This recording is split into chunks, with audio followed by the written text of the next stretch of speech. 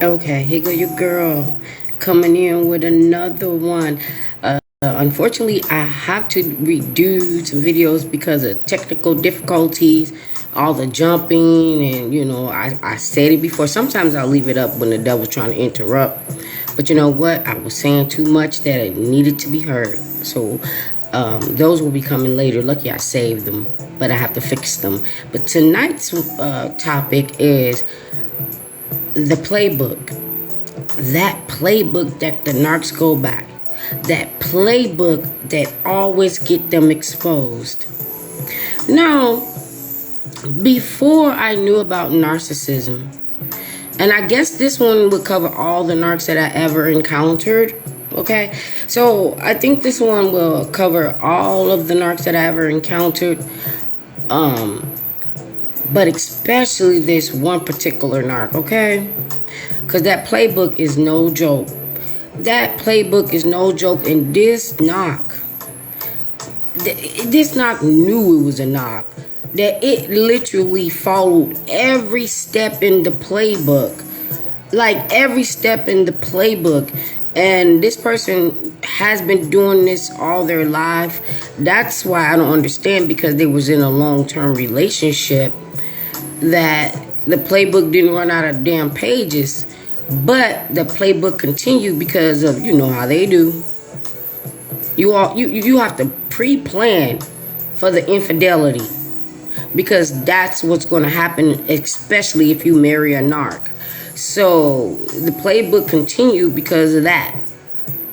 And it tried to, recycle the playbook, in that relationship.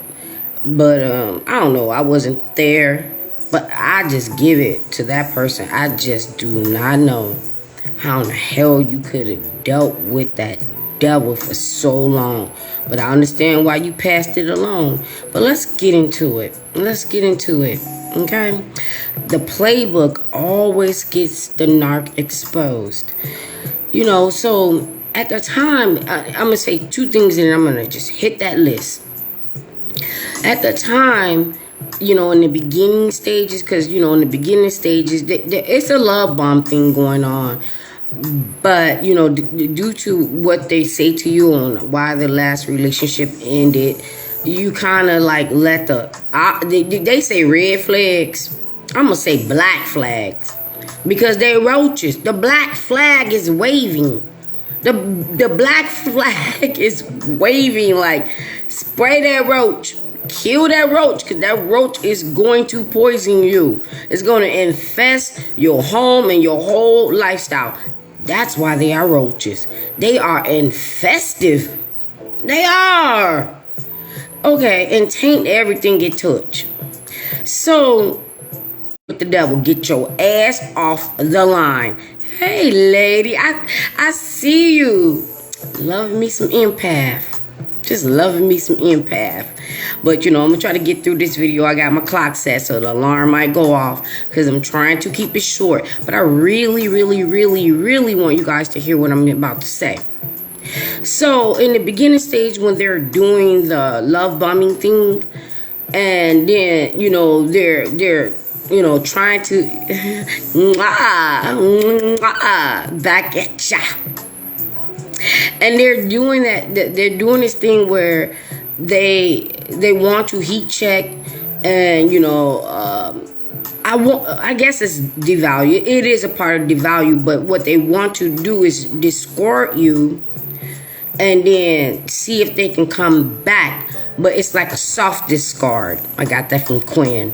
It's a soft discard, because they will really make you think about what they said. So, when the narc was like, oh, you know what? Maybe we should just, remain friends. Maybe we shouldn't try to go on this level. And I really took that for what was said.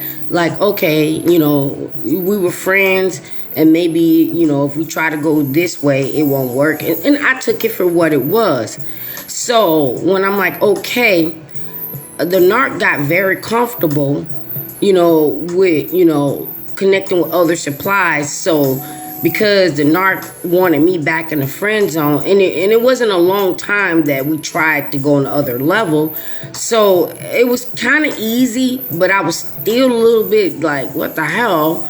But it was kind of easy to, be like, okay, I understand, if you don't want to mess up the friendship trying to go into this other sector.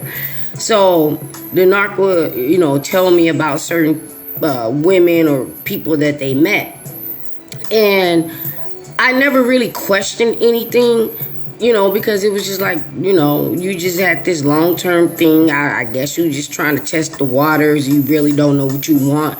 But that was like my video I did before. Don't fill in the blanks. Don't fill in the blanks, because I always tried to fill in the blanks, not talking to the narc, but trying to fill in the blank like, oh, maybe they're doing this because of this or saying this because of that. I wish I never done that. So if this is helping you when I say don't fill in the blank, don't fill in the blank. Ask your questions. So let me keep going. So the narc got to the point where it was like, okay, we're gonna go back to being friends.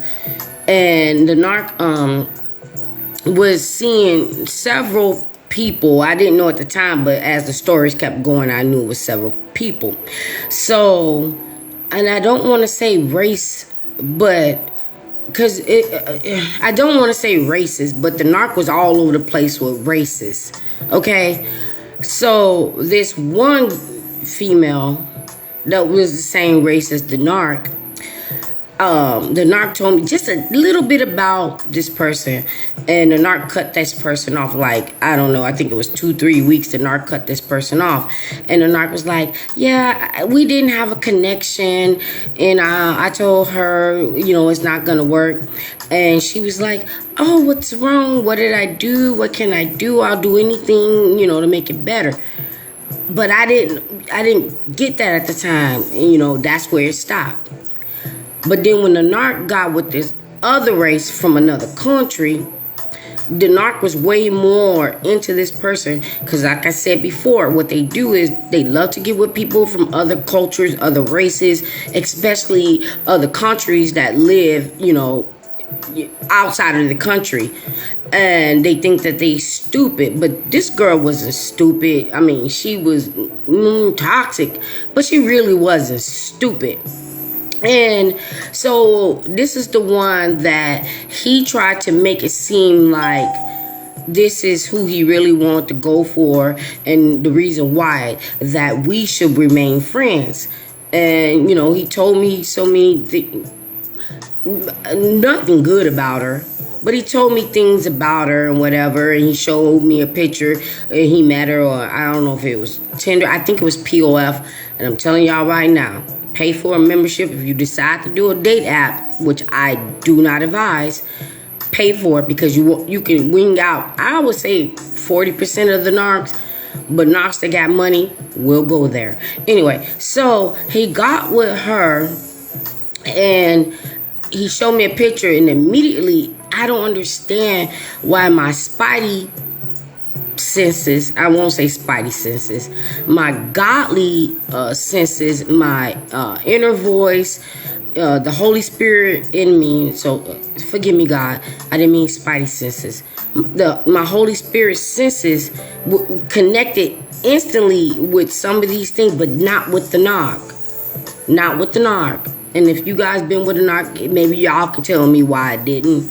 But I'll probably figure it out or say something, towards the end of this video. But anyway, as soon as he pulled up the picture of this chick, I kind of chuckled, and narc like spinned around in the desk chair and was like, what's wrong? I'm like, no, it's nothing, because I was back in friend zone. So I didn't want it to seem like I was saying something so that I can be out of the friend zone. I was like, oh, nothing, never mind, nothing at all. And narc kept pursuing, like, what? I'm like, well, okay. I was like, but he was like, is she pretty? I was like, I don't know about that, but she looks a little crazy. And narc didn't say nothing, and my insight was correct. And it's a long story about that, but I'm just gonna tell a little bit about that one. Okay, so the narc, had already promised me to go a couple of places, but when they got with that person, narc was like, well, and that's when I was feeling some type of way. Like, we were going to go these 2 places, but narc wanted to split it down and take her either or me either or, but both of us to one of the 2 places. And I was just like, it doesn't really matter. But if I'm going to go with you, I'd rather go here because all my family, my people are there. But it ended up that I actually ended up going to both places because she didn't make it. And she lit that narc up. That's why I say the playbook exposes them. Because she lit that narc up. I'm going to talk about that in the other videos that I tried to do yesterday, but I'm going to have to redo them. All right, so let me keep on going because I know this alarm about to go off. So the narc started telling me about this church lady. Now, this demon, it never was going to church, not that when I knew it, and kept talking about this church lady. And it kept talking about this church lady while we would be hanging at the bar. Because all of my friends, in town, we would all meet up at certain days at certain bars for whatever reasons. Trivia, bingo, it didn't even matter. Or just our day out. Or 50 Cent wing night, it didn't matter. So the narc just started to talk about this church lady a lot. And I remember when it started, the narc was like, oh, that's the lady from our church. When, that long relationship. And I'm like, oh, okay, didn't think anything about it. And I'm not going to judge anybody in the bar, because I was in the bar, not spiritually connected with God the way I am right now, the Most High. I wasn't there at that time. And so I remember one time, flying back, because this is after, the isolation thing.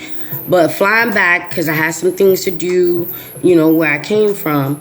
And I connected with all my friends. I had Facebooked them like, hey, you guys are going to be in town. Let's meet at woo, woo, woo. So we met there. And then, I think a few days later or a day later or whatever, the narc was like, oh, the church lady was there, saw you at the bar with, and wanted to come over there and say hello to you, but you scared her. And I didn't make nothing about it because I'm just thinking what the hell? How in the hell can I scare somebody that I don't even know?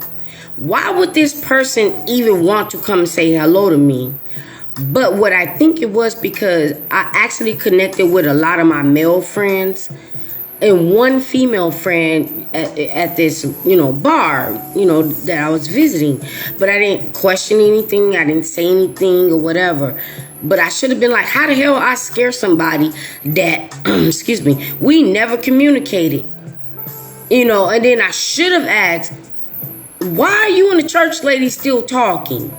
And how did we get to this point that I scared her? But I didn't even go there. All right.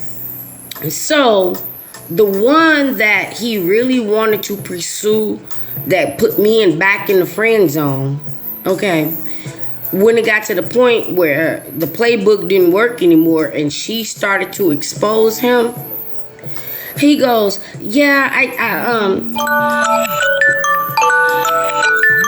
there's the alarm. So I'm going to dismiss it, but I'm going to finish this sentence. So he goes,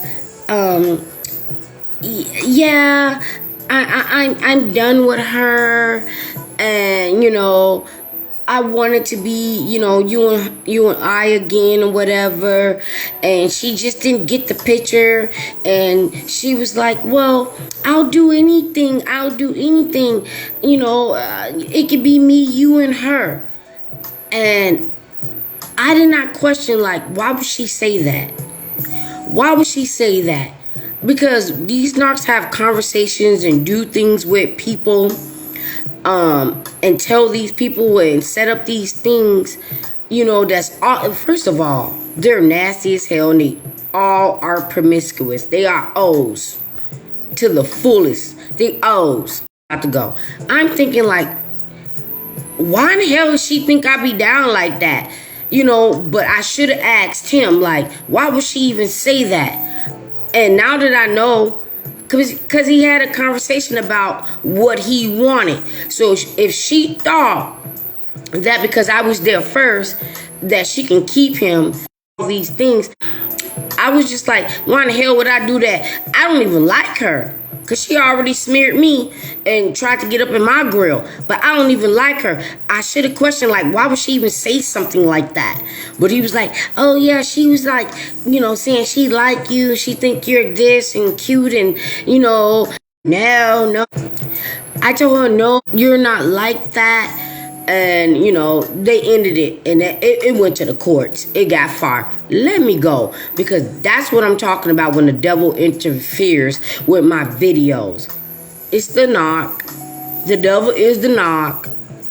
But it's the reason why I can't never say certain things on my videos. And then I get this little thing where it'll say I'm offline, so you guys are not hearing every word I'm saying. So I'll try to come back and repeat them.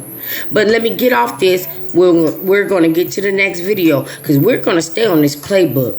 We're going to stay on this playbook because this stupid ass narc stuck to the playbook. And then when I realized what a narc was, fire.